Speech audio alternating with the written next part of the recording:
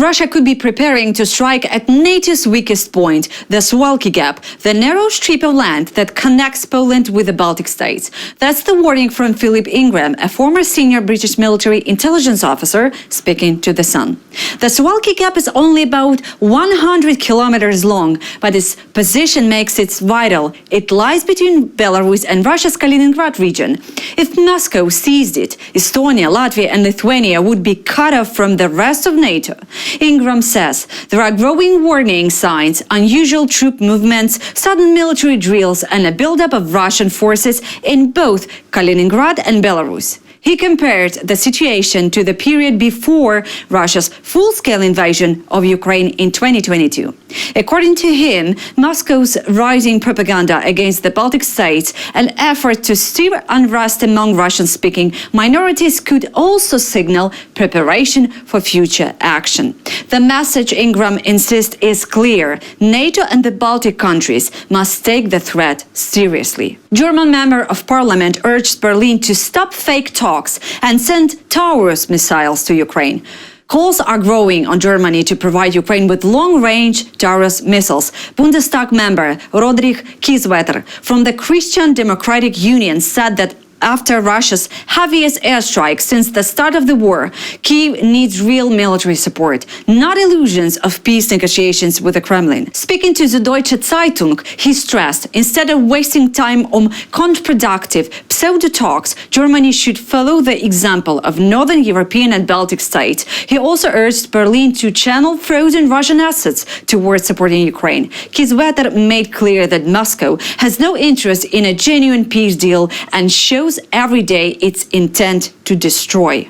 Ukraine's army says August brought small Russian gains, but notable Ukrainian advances. Ukraine's top commander, Alexander Syrsky, says last month turned into a period of big tests for the armed forces of Ukraine, but also one of the positive results. According to Syrsky, Russian troops try to achieve a breakthrough in eastern Ukraine, concentrating forces around Pokrovsk and Novopavlivka, while also planning wider offensives in Zaporizhia. Yet, he said that plans were blocked and Moscow was forced to delay attacks, even moving Marines from other fronts to Donetsk.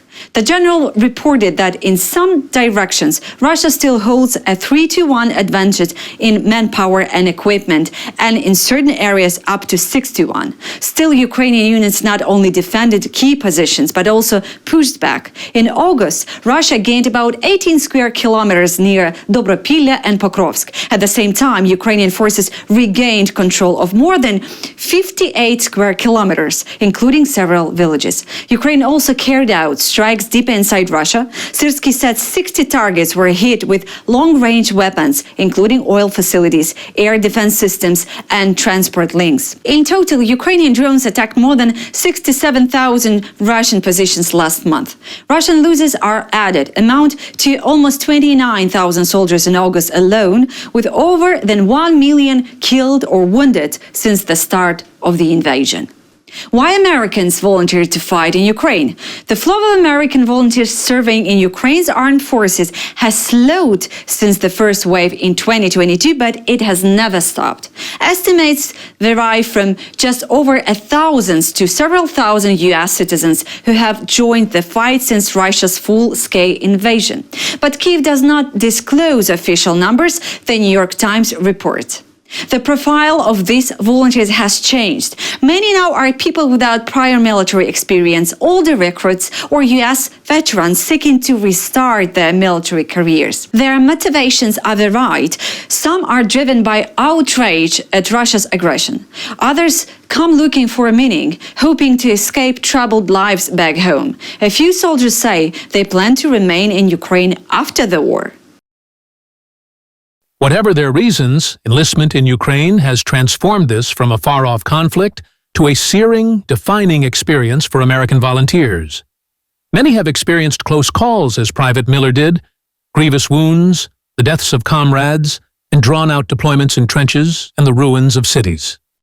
Ukraine facing manpower shortages compared to Russia values these foreign fighters. They serve in regular units or in one or two international legions. Their pay is the same as that of Ukrainian soldiers, approximately $1,000 per month, with combat bonuses that can increase earnings by an additional $3,000.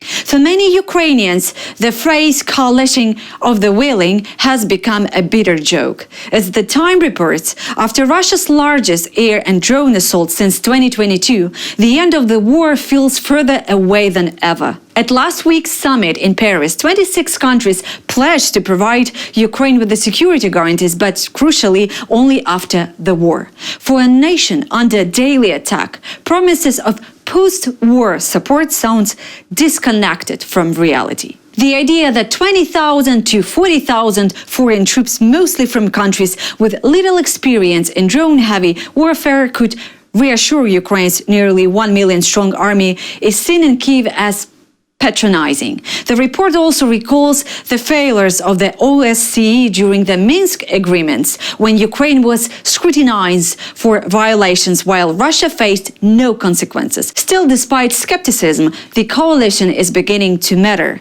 Europe is finally speaking to Putin in the only language he understands, the language of strength.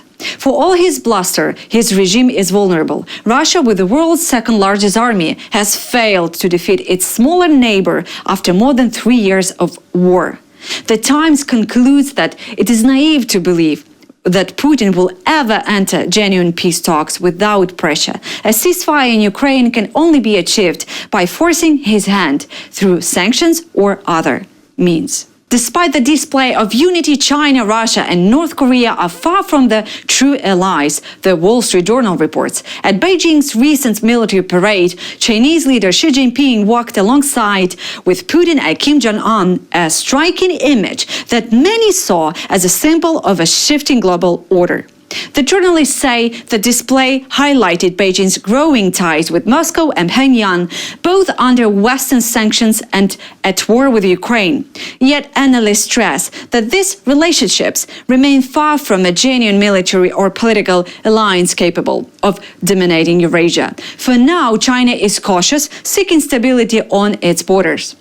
Still, Western diplomats warn the gap is narrowing. The speed at which these differences are resolved could shape the new international system, particularly after Donald Trump disrupted Washington's traditional alliance in Asia and Europe. Carrie Milligan calls Russia's abduction of Ukrainian children a war crime. British actress and film producer has issued a stark reminder to world leaders about one of the darkest aspects of Russia's war in Ukraine, the abduction of thousands of children. Writing in The Telegraph, the BAFTA winner and three-time Oscar nominee said Russia has forcibly deported almost 20,000 Ukrainian children, though the true figure could be tens of thousands higher. Some were removed from orphanages, others from their homes, schools, or shelters.